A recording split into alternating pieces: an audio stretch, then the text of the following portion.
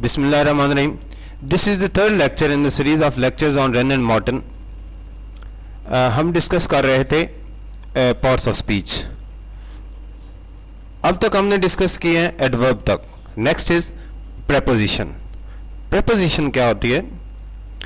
Preposition वो लफ्ज, वो वर्ड है कि जो नाउन या प्रोनाउन का बाकी पार्ट्स ऑफ स्पीच, जो बाकी उसके अंदर रोल प्लेयर हैं, उनके साथ रिलेशनशिप शो करता है. A preposition is a word, ये वो लफ्ज है यूज्ड विद द नाउन और अ प्रोनाउन. ये नाउन और प्रोनाउन के साथ यूज किया जाता है to show how the person और थिंग डिनोटेड बाय नाउन और pronoun stands in relation to something else. तो ये ताल्लुक जाहिर करता है नाउन और प्रोनाउन का बाकी जो चीज डिस्कस हुई है उसके साथ. हम एग्जांपल्स देखते हैं. There is a cow in the garden. तो यहां पे आइडिया हो गया होगा कि इन द गार्डन, गार्डन के अंदर काउ. तो काउ का गार्डन के साथ ताल्लुक जाहिर कर रहा है कि गार्डन के अंदर है. Then the girl is fond of music. यहां पे अगेन ताल्लुक जाहिर हो रहा है गर्ल का म्यूजिक के साथ. A fair little girl sat under a tree. तो यहाँ पे वो खूबसूरत फेयर लिटिल गर्ल, छोटी लड़की बैठी किधर? दरख्त के नीचे. तो यहाँ से हमें पता चलता है कि preposition shows relationship of a noun or a pronoun with rest of the sentence or the things which are discussed in it. Then comes a conjunction.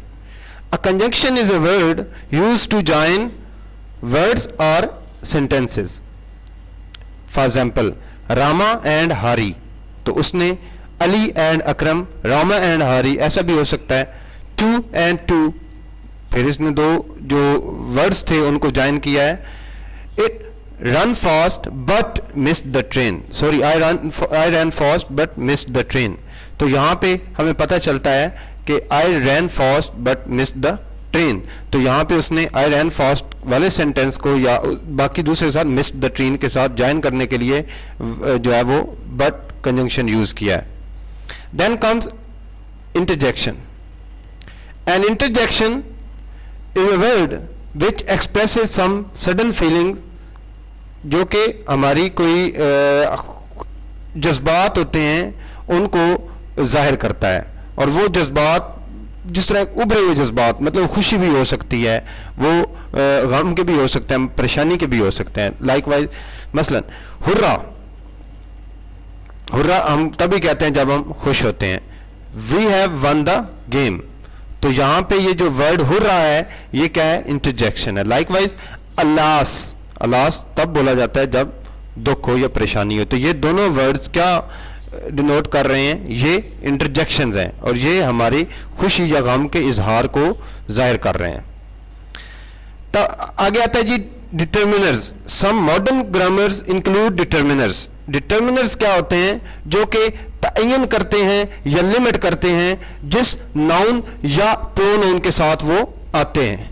Determiners are words like a and the, this, that, these, those, each, every, some, any, my, his, one, two, etc. ये सारे determiners हैं which determine or limit the meaning of the nouns that follow. जिस noun के साथ आते हैं ये उसके meaning को limit करते हैं या determine करते हैं या उसको थोड़ा उसकी limitation बताते हैं हमें या उसका तयन करते हैं. In this book, अब आगे वो बताते हैं कि रेन एंड मॉर्टन के अंदर as many traditional grammars, all determiners except a and the are classed among adjectives. इन तीन के अलावा बाकी सारे जितने भी determiners हैं those have been classified under the umbrella of adjectives. That is, as words are divided into different classes according to the work they do in sentences, it is clear that we can say to which part of speech a word belongs unless we see it used in a sentence. तो मैंने पहले बात की थी the role the words play in a sentence determines either those words are adverb, preposition, conjunction or what part of speech that word is. See, they arrived soon after. तो जो soon after है, it is describing, the word after is describing or adding in the meanings of arrived soon after. So here it is adverb. They arrived after us.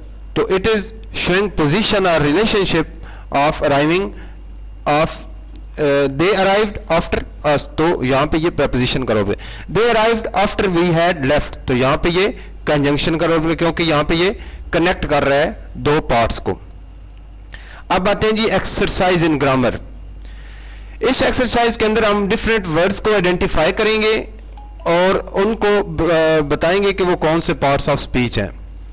Still waters run deep. अब देखें still waters, water is a noun. So still water रुका हुआ पानी, ये पानी को meaning में कुछ ऐड कर रहा है तो it would become an adjective. He still lives in that house. तो still lives यहाँ पे ये नाउन को नहीं बल्कि वर्ब के मीनिंग में कुछ ऐड कर रहा है. तो यहाँ पे यही वर्ड स्टिल जो कि ऊपर एडजेक्टिव था यहाँ पे ये एक एडवर्ब बन जाता है.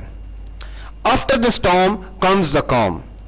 तो यहाँ पे आप देखें द वर्ड आफ्टर जो है ये क्या कर रहा है, स्टॉर्म और calm के दरमियान रिलेशनशिप को शो कर रहा है.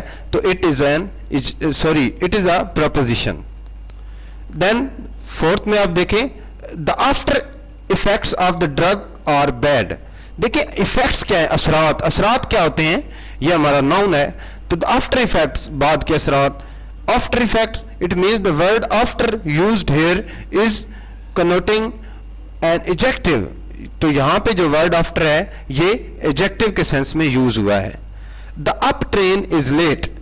The up train is late. तो यहां पे आप देखें उसने ट्रेन जो अप है मतलब ऊपर को जाती है, ऊपर को मतलब ये नहीं है कि वो आसमान की तरफ जाती है बल्कि ये जो हमारी सतह समंदर से ऊंचाई होती है, जो एरियाज हमारे सी के करीब होते हैं वो मोस्टली डाउन काउंट किए जाते हैं और जो उससे दूर होते हैं वो मोस्टली अप एरियाज काउंट किए जाते हैं. तो जो भी ट्रेन हमारी कराची की तरफ जाती है that is called going down. On the other and the train which moves away from the Karachi that is called going up. So the up train is late. अब up train word up जो है यहाँ पे ये क्या show कर रहा है, ये शो कर रहा है वो ट्रेन जो ऊपर को जाती है. तो वो वर्ड ट्रेन जो मतलब नाउन है उसके मीनिंग में कुछ इजाफा कर रहा है. अब आप देखिए it weighs about a pound. तो इट वेट्स ये इसका वजन या ये इसका वजन इतना होता है अबाउट अ पाउंड, तकरीबन 1 पाउंड. अब देखें जो उसका वजन होना है, जो उसका वर्ब है ये उसको मॉडिफाई कर रहा है तो it would become an adverb. Then comes he told us all about the battle. अब देखें यहां पे जो वर्ड अबाउट यूज हुआ है ये all about the battle, all और बैटल के दरमियान जो रिलेशनशिप है उसको शो कर रहा है. तो ये क्या होगा, it would be a preposition. इसी तरह आप सेंटेंस नंबर 8 में देखें he was only a yard of me. Yard of me, yard और मी के